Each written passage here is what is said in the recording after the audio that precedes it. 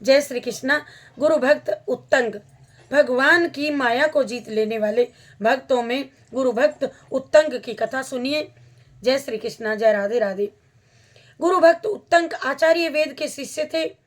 एक बार राजा जन्मेजय और पोष्य ने आचार्य वेद को पुरोहित के रूप में वर्ण किया। वेद कभी पुरोहिती के काम से बाहर जाते तो घर की देखरेख के लिए अपने शिष्य उत्तंग को नियुक्त कर जाते थे।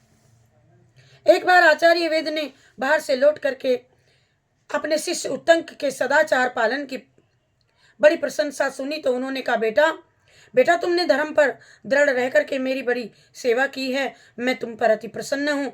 तुम्हारी सारी कामनाएं पूर्ण होंगी और तुम्हारी परीक्षा पूरी हुई। अब तुम जाओ। उत्तंग ने प्रार्थना की, आचार्य मैं आपको कौन सी प्रिय वस्तु भेंट में दूं? आचार्य ने पहले तो स्वीकार किया, पीछे कहा कि अपनी गुरु माता से पूछ लो। तब उत्तंक ने गुरु माता से पूछा तो उन्होंने कहा, तुम राजा पोष्य के पास जाओ और उनकी रानी के कानों के कुंडल मांग करके ले आओ। मैं आज के चौथे दिन उन्हें पहनकर ब्राह्मणों को भोजन परोसना चाहती हूँ। उत्तंक बड़ी कठिनाई से राजा पोष्य के पास पहुंचे और शुद्ध हृदय हो उनकी आज्ञा ले अंतपुर में प्रवेश हुए। रानी ने उत्तंक को सत्पात्र समझ करके अपने कुंडल दे दिए। साथ ही वह कह करके सावधान भी कर दिया कि नागराज तक्षक के ये इन कुंडलों को चाहता है।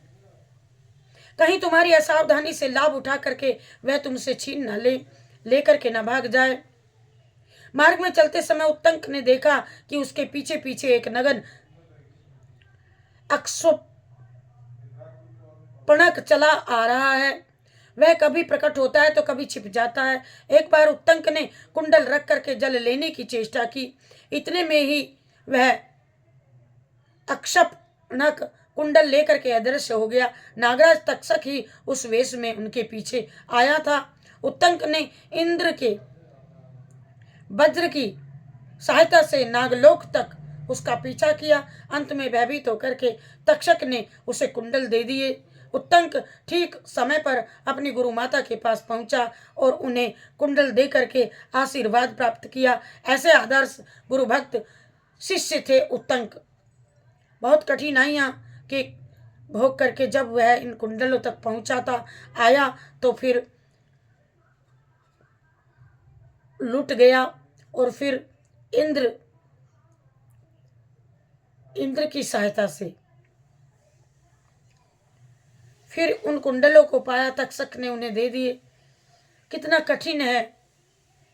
गुरु जी ने तो दक्षिणा गुरु नहीं ली थी। गुरु जी ने तो कहा कोई बात नहीं बेटा, लेकिन गुरु माता ने उसे ऐसे संकट में डाल करके वे कुंडल मंगवाए थे। अब एक और कथा इस प्रकार से है, सुनिए। जय श्री कृष्णा, जय जय श्री राधे राधे। चलो एक में ही दोनों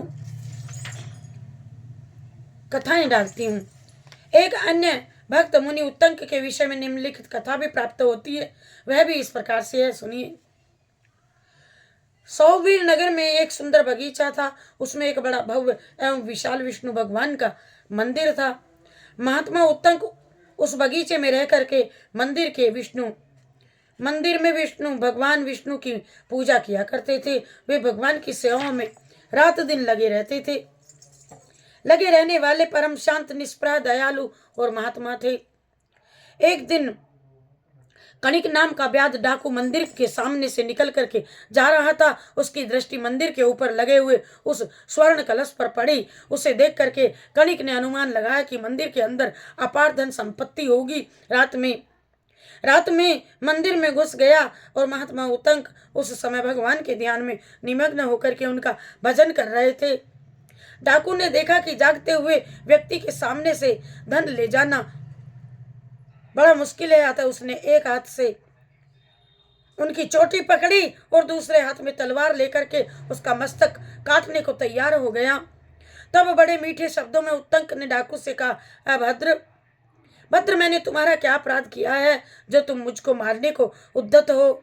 मुनि उत्तंक की अमृतमयी वाणी का प्रभाव डाकू पर ऐसा पड़ा कि डाकू का हृदय पलट गया।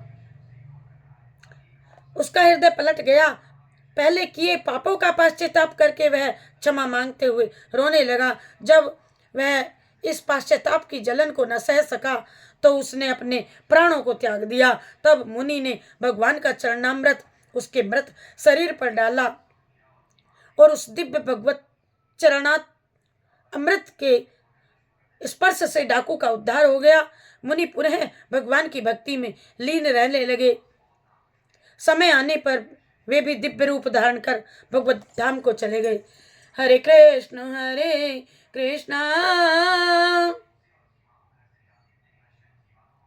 कृष्ण कृष्ण कृष्ण हरे हरे, हरे राम राम राम राम हरे हरे, हरे कृष्ण कृष्ण कृष्ण कृष्ण हरे हरे, हरे राम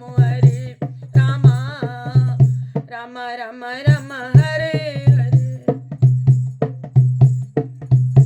हरे राम राम राम।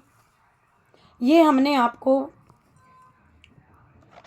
भक्त उतंक की कथा सुनाई।